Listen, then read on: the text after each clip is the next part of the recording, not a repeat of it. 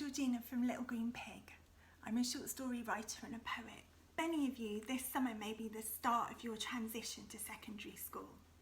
Are you excited? Maybe a little bit apprehensive? This video is for children who are moving from year 6 to year 7.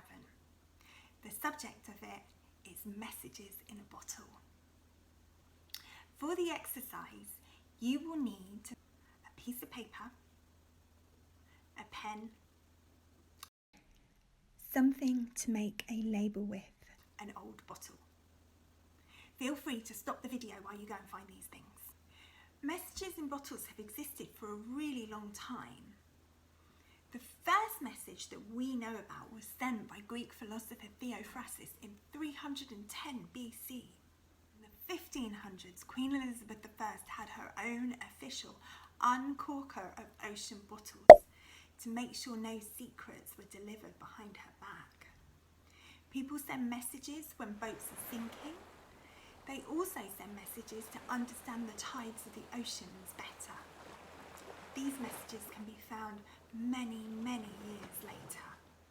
Nowadays, it isn't environmentally friendly to put bottles in the ocean, but I like the idea a message can capture a moment or thought in time, and even if we don't put our bottle in the ocean, that moment is kept forever. We will start with our name and the date today.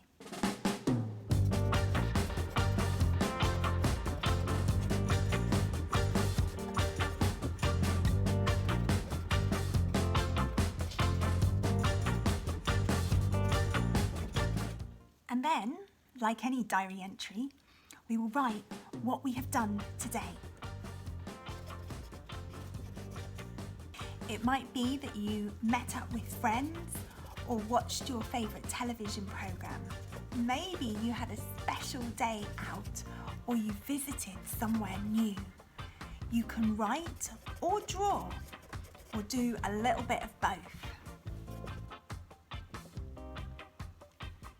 Whether you are returning to your school or if you are transitioning to a new school, try and think of a hope that you have for the next year and finish your entry on that.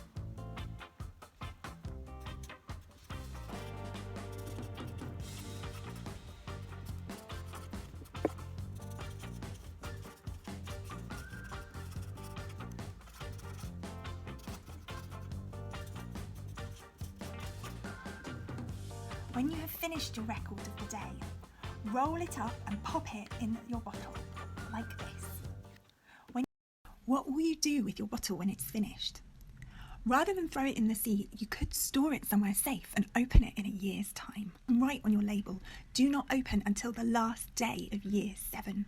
Or perhaps you want to keep it sealed for longer, for maybe 10 whole years. You could give your bottle to a neighbour or family member and ask them to keep it safe for you. Who knows when you might find it and read it again?